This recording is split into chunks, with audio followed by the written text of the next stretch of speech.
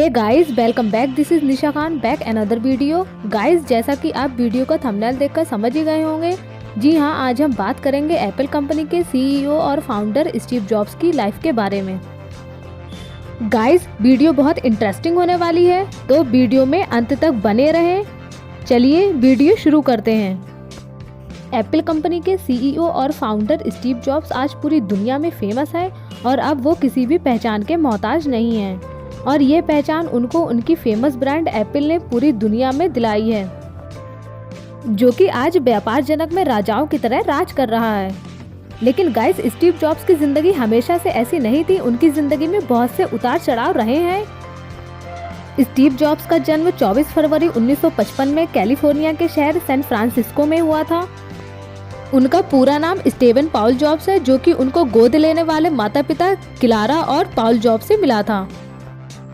दरअसल उनके असली माता पिता की आर्थिक स्थिति अच्छी नहीं थी और वो नहीं चाहते थे कि उनकी आर्थिक स्थिति के चलते उनके बेटे को भी स्ट्रगल करना पड़े। इसलिए उन्होंने स्टीव को एक ऐसी फैमिली को सौंपने का फैसला किया जो स्टीव की अच्छी परवरिश कर सके और स्टीव को अच्छी शिक्षा दे सके। स्टीव के नए पिता एक इलेक्ट्रॉनिक वर्कशॉप चलाते थे, इसलिए स्टीव का ज्यादातर समय अपने पिता के साथ उनकी मदद करने में गुजरता था। यही वो माहौल था जिसने उन्हें चीज़ों को सही रूप में जोड़कर नई चीज़ों को बनाना सिखाया और धीरे धीरे इलेक्ट्रॉनिक उनका शौक बन गया।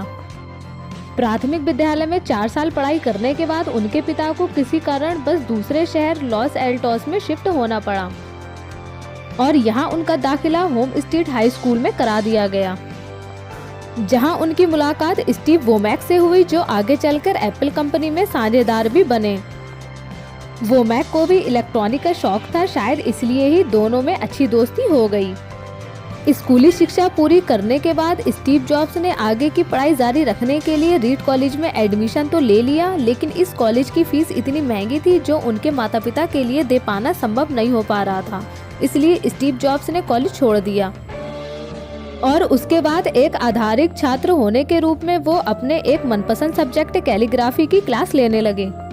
और ये वो समय था जब स्टीव के पास बिल्कुल भी पैसे नहीं हुआ करते थे, यहाँ तक कि अपने हॉस्टल के कमरे का किराया भी नहीं दे सकते थे। इसलिए वो अपने दोस्त के कमरे में नीचे फर्श पर सोया करते थे और खाना खाने के लिए हर रविवार 7 मील दूर पैदल चलकर मंदिर जाते थे, ताकि हफ्ते में एक बार वो भरपेट खाना खा सके।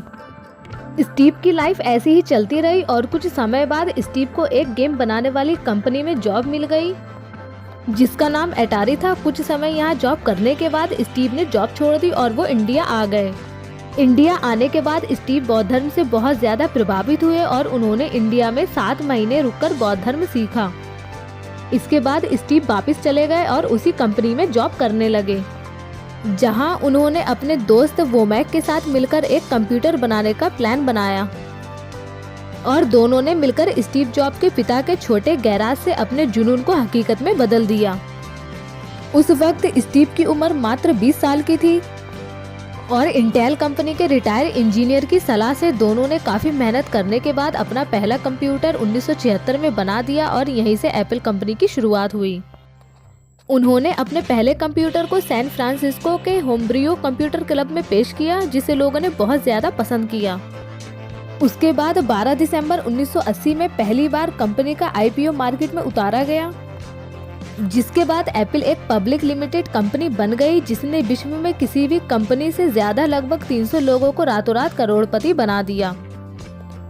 इसके बाद जब एप्पल थर्ड और लीजा डेस्कटॉप बाजार में लॉन्च हुआ तो लोगों ने उसे ज्यादा पसंद नहीं किया और कंपनी घाटे में चली गई, जिसकी वजह से कंपनी के बोर्ड ऑफ डायरेक्टर्स ने मिलकर स्टीव को सन 17 सितंबर 1985 को कंपनी से निकाल दिया, जिसके बाद स्टीव टूट से गए थे और असफलता स्टीव को खाए जा रही थी। लेकिन उन्होंने हिम्मत नहीं हारी और उन्होंने नेक्स्ट नाम की अपनी एक कंपनी खोली और इस कंपनी से उन्होंने इतने पैसे कमाए कि 1986 में उन्होंने $10 मिलियन से एक ग्राफिक कंपनी खड़ी की, जिसका नाम उन्होंने बाद में पिक्सर रखा, जिसमें उन्होंने अच्छी सफलता हासिल की। और इधर स्टीव जॉब्स के बिना एप्पल कंपनी घाटे में चल रही थी।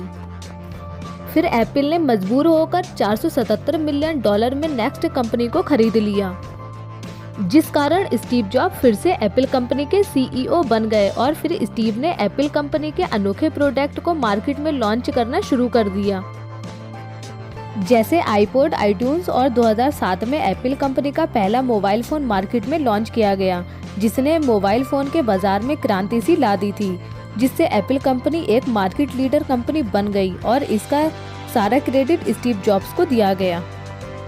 गाइस, इसमें सीखने लायक बात यह है कि अगर किसी कारण बस कहीं आपकी बेइज्जती होती है या आपको वहां से निकाल दिया जाता है, तो इस बात पर ज़्यादा ध्यान ना देते हुए अगर आप अपने काम पर उसी पैशन से फोकस करते हैं तो यकीन मानिए वही लोग आपकी प्रशंसा करने पर मजबूर हो जाएंगे जिन्होंने कभी आपको बेइज्जत किया था, और आपको वो सब वापस मिलेगा जिस पर आपका अधिकार था।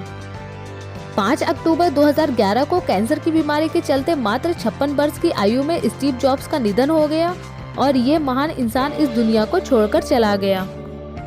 और अगले ही दिन कैलिफोर्निया के राज्यपाल द्वारा इस दिन को स्टीव जॉब्स दिवस बनाने की घोषणा कर दी गई। Guys, nothing is permanent. दुख आएंगे चले जाएंगे, खुशी आएगी चली जाएगी, इसी का नाम जिंदगी है और जिंदगी ऐसी ही चलती है। तो हंसते रहिए, मुस्कुराते रहिए, इससे आपकी प्रॉब्लम तो खत्म नहीं होगी, लेकिन उन प्रॉब्लम का सामना करने की हिम्मत जरूर मिलेगी। तो गाइस, मैं हूँ आपकी होस्ट निशा खान और आप देख रहे हैं निशा मोटिवेशन। गाइस, वीडियो अगर अच्छी लगी हो तो लाइक करें, वीडियो को शेयर करें और चैनल पर अगर नए हैं तो चैनल को सब्सक्राइब करके बेल आइकन प्रेस करें और चैनल को अपना प्यार दें। अगर आप मुझे कोई टॉपिक सजेस्ट करना चाहते हैं तो कमेंट्स करके बताएं। मिलते हैं नेक्स्ट वीडियो में, तब तक के लिए थैंक यू और हाँ, मुस्कुराते रहें। Bye bye, take care.